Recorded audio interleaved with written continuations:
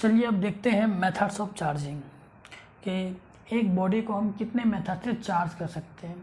अच्छा, इसको जानने से पहले ना हम एक चीज़ और जानते हैं कि चार्जर एक्चुअली में होते क्या है, मतलब कि अगर चार्ज को देखना चाहें तो वो क्या होती है।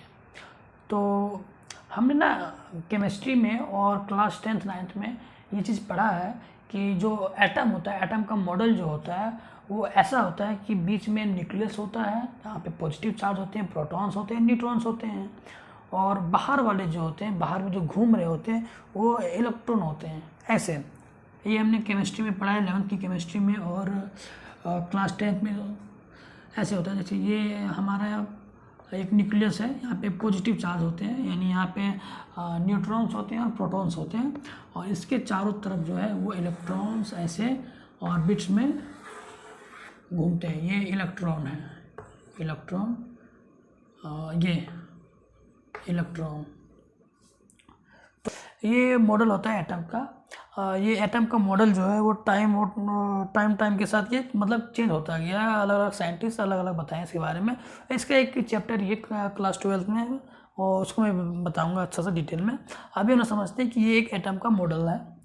तो जब हम रब करते हैं ना किसी चीज़ को, देखिए पहला मेथड क्या है, बाय रबिंग। हम रब करके क्या कर सकते हैं, किसी बॉडी को चार्ज कर सकते हैं।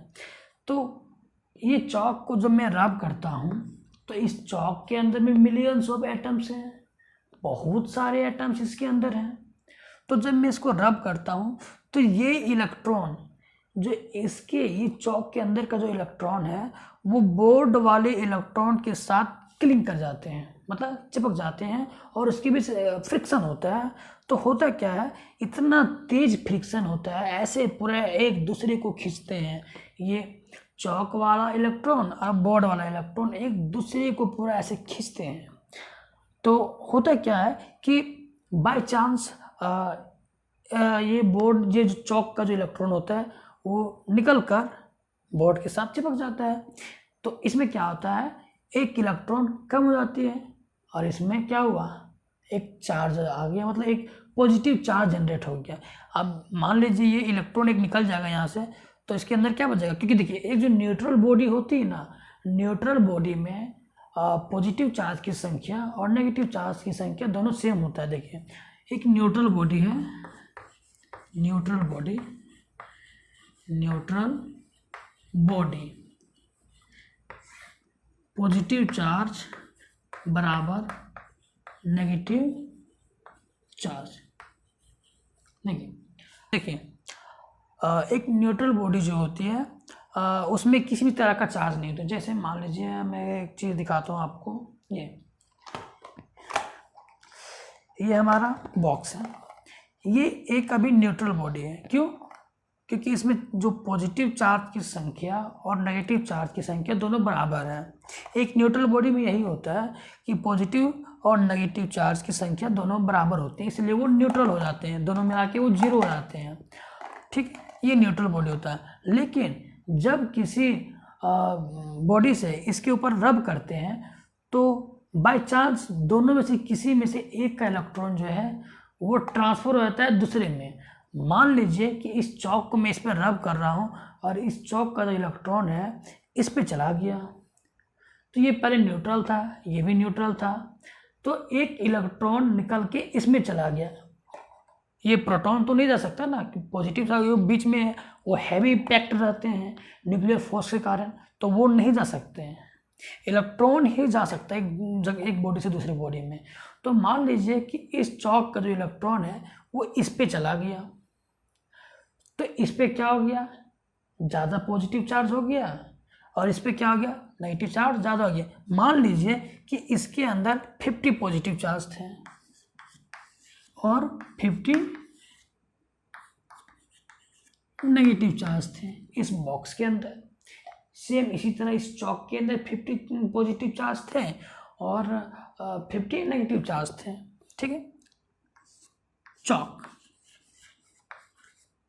50 और 50, ये पॉजिटिव ये नेगेटिव। ओके, मैंने रब किया, इससे एक इलेक्ट्रॉन निकल के इसमें चला गया, मतलब कि एक इलेक्ट्रॉन की संख्या यहाँ पे बढ़ गई। ये हो गया 51। हाँ, इस पे मैंने इस पे रब किया तो इस पे हो गया इलेक्ट्रॉन की संख्या 51, पॉजिटिव तो नहीं रहा है, यानी अब क्या हुआ, ये बॉडी न्यूट्रल नहीं रहेगी, ये बॉडी अब न्यूट्रल नहीं रहेगी। क्यों? क्योंकि इसमें एक एक्स्ट्रा इलेक्ट्रॉन आ गई है, यानी ये नेगेटिव चार्ज हो गई है। इसीलिए मैंने बोला था ना कि जिस पे मैं रब करूँगा उस पर एक नेगेटिव चार्ज आ जाती है, और जिससे मैं रब कर रहा हूँ उस पर एक पॉजिटिव चार्ज आती है। तो ये चौक से एक इलेक्ट्रॉन निकल गया, यानी एक नेगेटिव चार्ज, इलेक्ट्रॉन जो होता है नेगेटिव चार्ज होता है। मैंने यहाँ पे बताया था ना कि बीच में न्यूक्लियस पे एक पॉजिटिव चार्ज होता है और इलेक्ट्रॉन नेगेटिव चार्ज होती है।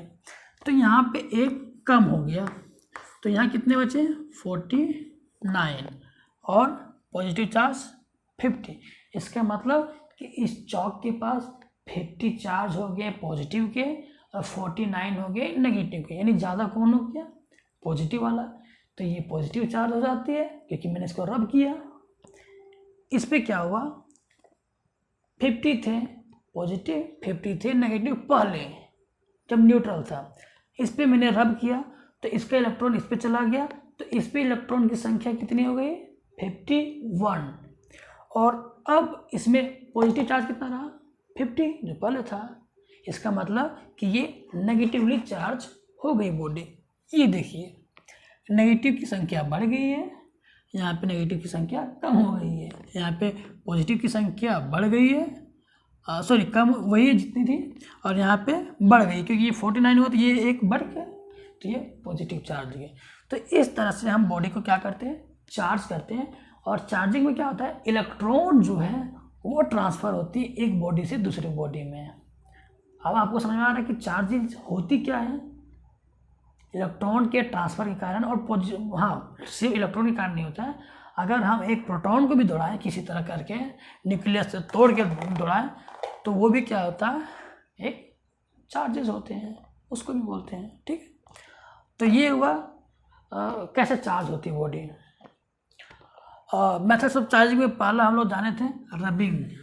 रबिंग करने से जो चार्जेस होती है, चार्ज होती है बॉडी, उससे हम चार्ज कर सकते हैं। दूसरा होता है बाय कंडक्शन। कंडक्शन क्या होता है, देखिए मान लीजिए मेरे पास एक बॉडी है, ठीक है, ये न्यूट्रलाइज है, इसमें पॉजिटिव की चार्ज की संख्या और नेगेटिव चार्ज की संख्या सेम है, ये न्यूट्रल है, ठीक है, न्यूट्रल है, इसमें कोई चार्ज नहीं है। ठीक है, अब मैं क्या करता हूँ, एक बॉडी मैंने लाया, एक न्यूट्रलाइज बॉडी है, इसको मैंने ऐसे रब किया, रबिंग के कारण इस पर एक चार्ज आ गया।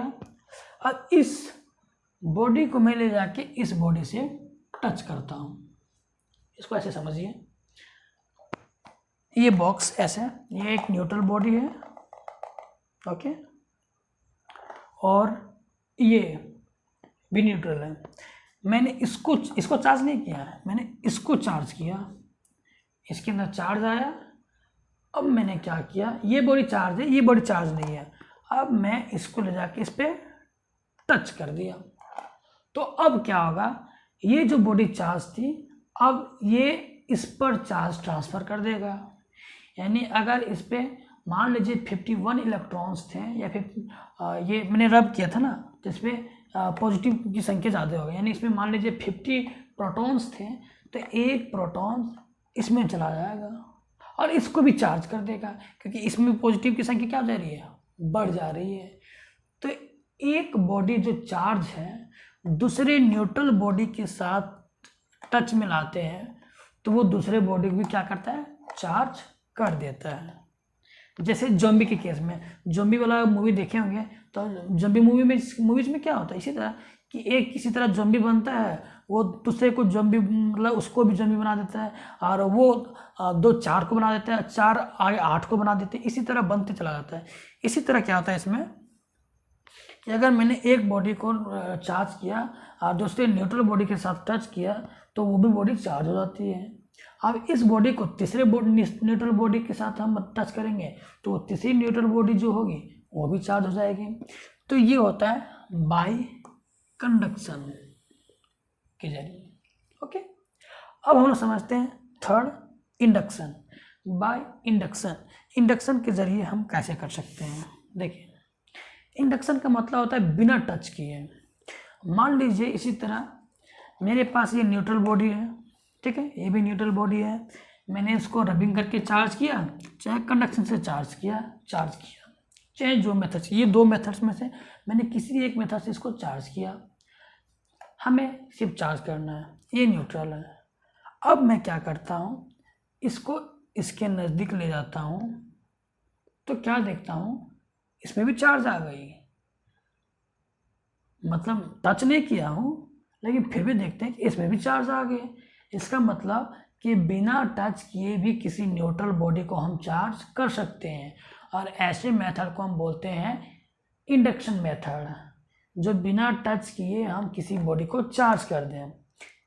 कंडक्शन में क्या होता था, सेम चार्ज होते थे, मान लीजिए इसमें पॉजिटिव चार्ज है, टच किए तो इसमें भी पॉजिटिव चार्ज आ जाएंगे। इंडक्शन में अपोजिट होता है, मान लीजिए इस पर नेगेटिव चार्ज थी और मैंने इसको इसके नज़दीक लाया, तो इंडक्शन के कारण इसमें पॉजिटिव चार्ज प्रोड्यूस हो जाएंगे, तो इसमें पॉजिटिव हो जाएंगे, इसमें नेगेटिव हो जाएंगे। तो इस तरह से इंडक्शन के ज़रिए भी हम बॉडी को चार्ज कर सकते हैं। ये तीन मेथड के ज़रिए हम किसी बॉडी को हम चार्ज कर सकते हैं। तो इस लेक्चर में यहीं तक रखते हैं। आगे के लेक्चर में हम जानेंगे प्रॉपर्टीज ऑफ चार्जेस के बारे में, डिटेल से पढ़ेंगे, और उसके बाद कूलम्ब्स लॉ है उसके बारे में पढ़ेंगे। तो आज यहीं तक।